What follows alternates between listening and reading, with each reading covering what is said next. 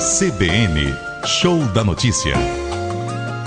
Hoje, com Rafael Marques. Você ouve o CBN Show da Notícia em debate ao futebol brasileiro e as alterações na Lei Pelé e no Estatuto do Torcedor, já aprovadas pela Câmara Federal, dependendo agora da aprovação no Senado para que entrem em vigor. Conosco aqui no estúdio CBN, o Dr. Martinho Neves Miranda, que é especialista em direito esportivo. E agora, Dr. Martinho, eu queria tocar no artigo 28, que fala sobre um tema interessante, a bilateralidade da cláusula penal. Antigamente, quando havia quebra de um contrato, apenas o clube pagava, o clube interessado em ter um jogador, pagava para o outro clube que detinha esse contrato com o atleta. Agora, se houver um rompimento, o jogador pode ter que ressarcir o clube, é isso? Exatamente. Isso já vem sendo a consagração de um entendimento que os tribunais trabalhistas já vinham adotando, mas a lei já consagrou e dispôs especificamente valores que são diferentes, se houver rescisão do contrato pelo clube ou rescisão do contrato pelo jogador. Ele até deu duas denominações diferentes. Se o jogador ele romper o contrato com o clube, ele tem que pagar uma denominada a chamada cláusula indenizatória desportiva, né? Que até o termo é para indenizar o clube pelo que gastou na contratação do atleta. É o que a gente chama hoje de multa rescisória? É o que é, exatamente, a multa rescisória. A multa rescisória, ela agora passa a ter dois nomes.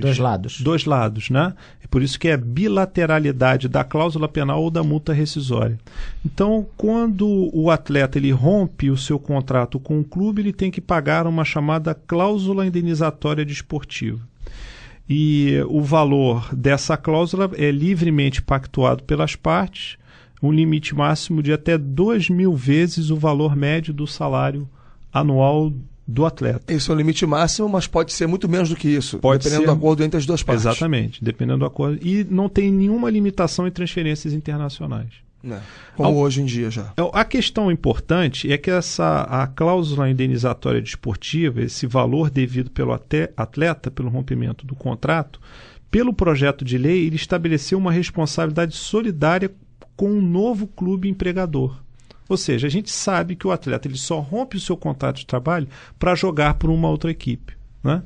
Ou seja, tem sempre uma outra equipe por trás dessa relação querendo obter os serviços desse atleta. Ele força o rompimento com o clube, como se fosse uma questão entre ele e o clube, mas na verdade é um outro clube por trás. Na verdade é um outro clube por trás para ele poder se transferir, né? Não devemos imaginar que um jogador queira apenas romper o seu contrato de trabalho para ficar sem trabalhar. É verdade. Né? Não faz sentido nenhum. Então, a lei agora ela estabelece a responsabilidade também do clube, ou seja, se o atleta não efetuar esse pagamento da cláusula indenizatória desportiva, a lei exige que o novo clube contratante desse jogador terá de fazê-lo. Muito bem. Ao passo em que, em relação à cláusula compensatória desportiva, é aquela devida pela entidade de prática desportiva ao atleta. Isso agora é que ficou consagrado, que nós não tínhamos na legislação anterior. Ou seja, o clube, quando ele rescinde um contrato com o jogador, ele também tem que efetuar o pagamento de uma indenização. E pelo projeto de lei, há uma proteção maior para o jogador, que o mínimo desse valor pactuado é simplesmente o dobro do que está previsto pela consolidação das leis do trabalho. Hoje em dia, um jogador de futebol que tem o seu contrato de trabalho rescindido sem justa causa pelo clube, ele tem direito a metade do valor dos seus salários até o final do contrato. Ou seja, metade do valor daquilo que ele teria direito se jogasse até o final do seu contrato de trabalho. Pelo que está hoje na legislação, no projeto de lei, o percentual pode ficar entre 400 vezes o valor do salário, e o limite mínimo é o valor total de salários devidos ao jogador. Até o final do contrato. Por que a lei estabeleceu esse limite mínimo? Porque pressupõe que o jogador vai ter muito mais dificuldade de ter esse poder de barganha com o clube, né? Então a lei vem protegendo o jogador, fixando esse piso de indenização. Agora, uma outra questão que eu queria destacar é que o jogador também tem direito a essa cláusula compensatória se o clube ficar sem pagar os seus salários. Então, hoje em dia, o que nós temos? O clube fica sem pagar os seus salários ao jogador, o jogador pode rescindir esse contrato e jogar em outra equipe. pelo projeto, isso é mantido, mas o jogador também tem direito a essa cláusula penal, a essa cláusula compensatória desportiva. Passados os 3 meses de inadimplência dos clubes. Exatamente. É uma vantagem para o jogador agora. É uma outra vantagem para o jogador. Ele ganha dos dois lados, porque Exatamente. ele continua tendo direito a receber o que o clube teria que pagar se ele seguisse e pode acertar um novo contrato. Ficaria com 2 salários durante um bom tempo. Né? Exatamente. O que me parece que me chama a atenção aí nessa mudança é agora essa solidariedade do futuro clube do jogador, né? Isso aqui me parece mais importante, porque você tem clubes que ficam ali na espreita, estimulando o jogador até a criar uma situação para romper o seu contrato e assinar com esse clube numa situação mais vantajosa. O jogador atraído por essa vantagem faz isso e o clube se beneficia, porque ele acaba, o clube para onde ele vai, né, acaba se beneficiando porque fica só de camarote assistindo lá entre a... Exatamente. Na verdade não se provou isso, mas é o que supõe-se tem acontecido com o Rafael, goleiro que era do Vasco e foi pro Fluminense. Forçou uma situação na pré-temporada, acabou saindo do Vasco, depois acertou com o Fluminense e teria dito já na pré-temporada para os companheiros que tinham um contrato firmado com o Fluminense. Mesmo com essa nova legislação, com essa mudança na legislação, o jogador pode assumir esse ônus. Ele decidiu romper o contrato com o clube. Se ele for lá e pagar a multa rescisória, acabou o problema. Pode. O jogador, essa é a característica do projeto, que ele reforça a liberdade de trabalho do jogador, mas tendo que indenizar o clube que com ele fez um contrato. Né? Claro. Se ele não quiser, mesmo que o clube não tenha concorrido com culpa para a rescisão desse contrato, o jogador não está satisfeito em continuar, assim como qualquer outro empregado, quer dizer, o empregado ele pode pedir a demissão do seu clube, da sua empresa.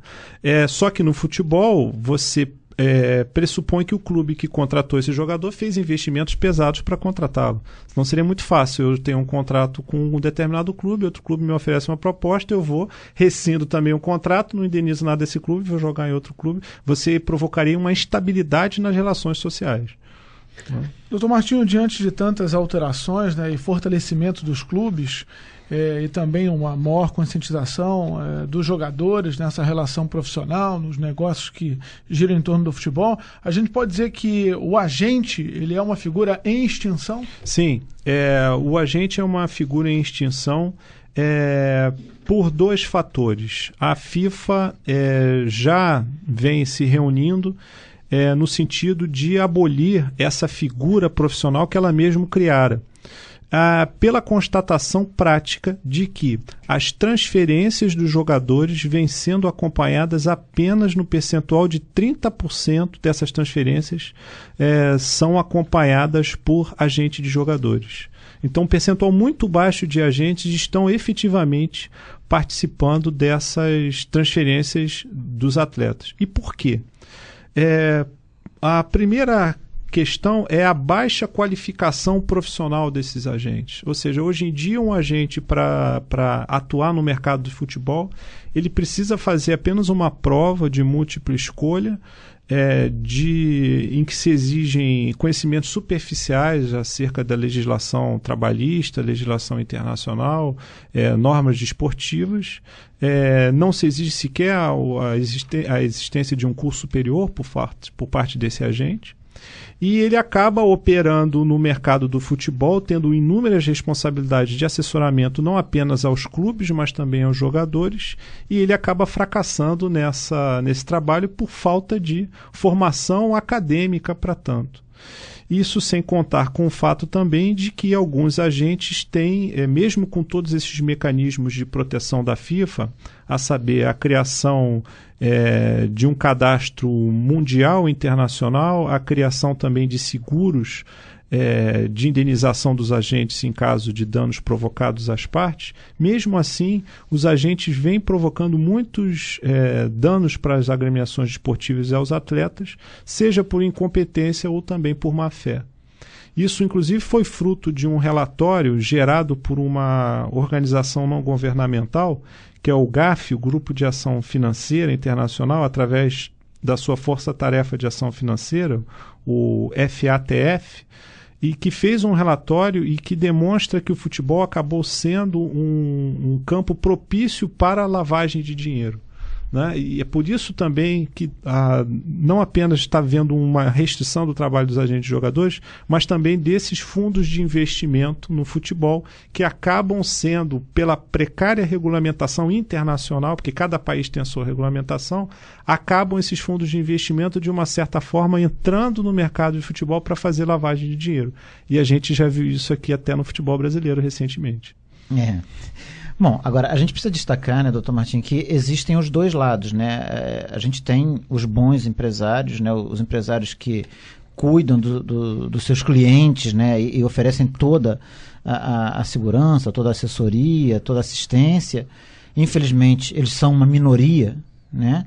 E tem os empresários que só se interessam em ganhar dinheiro, que ficam buscando transferências a cada 3 meses, levam o jogador para o exterior, chegam lá, criam uma situação para romper o contrato, trazer o jogador de volta, e as pessoas não entendem muito como isso acontece, né? O jogador fica indo e voltando a cada 3 meses, e o empresário, a cada transferência dessas, coloca uma comissão no bolso.